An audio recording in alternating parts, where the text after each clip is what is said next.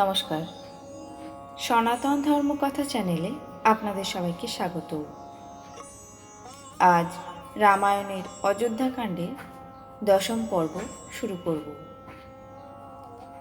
33 কোটি দেবদেবী, সর্বকালের সর্বসৃষ্টি, পিতা মাতা গুরু সবাইকে প্রণাম জানিয়ে এই পাঠ শুরু করছি।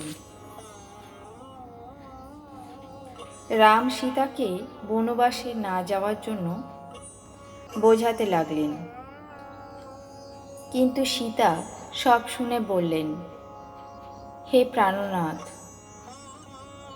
মাতা পিতা ভগিনী, আদরের ভাই, প্রিয় পরিজন, বন্ধু, শাশুড়ি শ্বশুর, আত্মীয় স্বজন সহায়বর্গ এবং শোভন সুচরিত্র সুখদাতা পুত্র,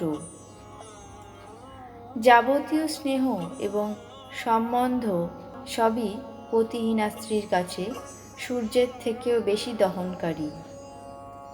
শরীর, ধন, বাড়ি, পৃথিবী, নগর, রাজত্ব সবই পতিহীনা স্ত্রীর কাছে শোকের কারণ। রোগ ভোগের মতো লাগে, ভূষণ ভারস্বরূপ, আর সংসার যম যাতনার সমান হয়।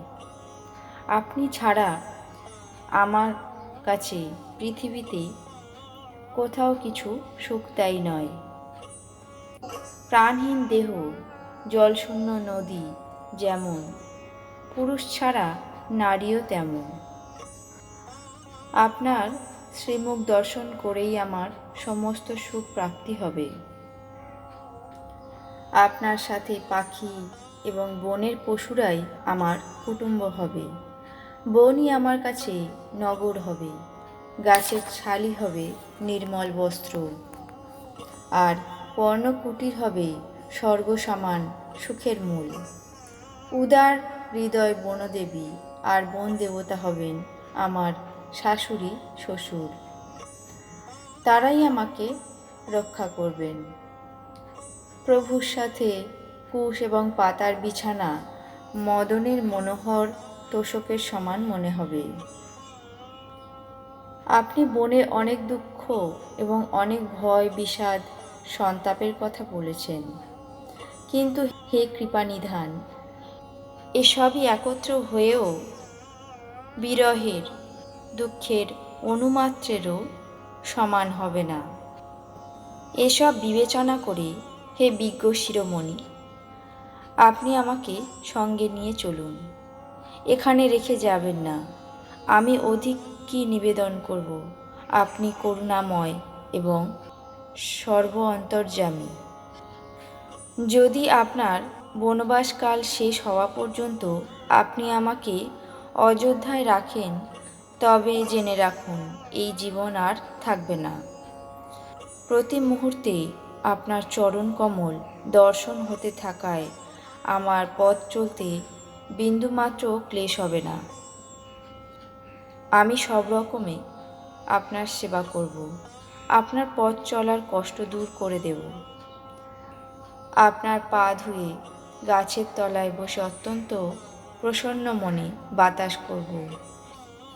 সমতল ভূমিতে ঘাস এবং পাতা বিছিয়ে আপনার এই দাসী সারা রাত্রি আপনার পদসেবা করতে পারবে। বারবার মনোহর মূর্তি দর্শন করতে করতে গরম হাওয়ার উত্তাপ শরীরেও লাগবে না। প্রভুর সাথে থাকলে আমার দিকে চোখ তুলে তাকাবার সাহস কার হবে?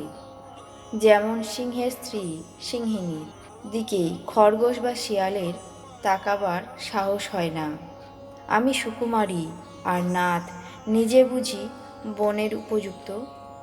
আপনার বুঝি তপস্যা করা উচিত আর আমার বিষয়ভোগ করা উচিত?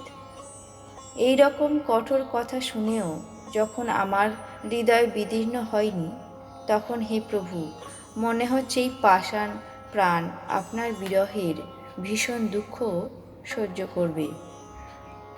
এইসব বলে সীতা অত্যন্ত ব্যাকুল হলেন। তিনি কথার দ্বারাও বিরহ ব্যথা সহ্য করতে পারলেন না। তার দৈহিক বিরহ তো আলাদাই, বাচনিক বিরহ শুনেও অত্যন্ত ব্যাকুল হয়ে পড়লেন। তার এই অবস্থা দেখে রঘুনাথ বুঝতে পারলেন জোর করে রাজভবনে সীতাকে রাখলে সীতা প্রাণে বাঁচবে না। তখন কৃপালু সূর্যকুলনাথ শ্রীরামচন্দ্র বললেন, চিন্তাভাবনা ছেড়ে আমার সাথে বনবাসে চলো। এখন আর বিষাদ করার সময় নেই। তাড়াতাড়ি বনযাত্রার জন্য তৈরি হও। শ্রীরামচন্দ্র প্রিয় বাক্য বলে প্রিয়তমা সীতাকে বোঝালেন। তারপর মায়ের পাদস্পর্শ করিলেন। আজ রামায়ণের অযোধ্যাকাণ্ডের 10ম পর্ব এখানেই শেষ করছি। আপনাদের কেমন লাগছে তা অবশ্যই কমেন্ট বক্সে জানাবেন। চ্যানেলটিকে সাবস্ক্রাইব করবেন, লাইক করবেন, শেয়ার করবেন। ধন্যবাদ।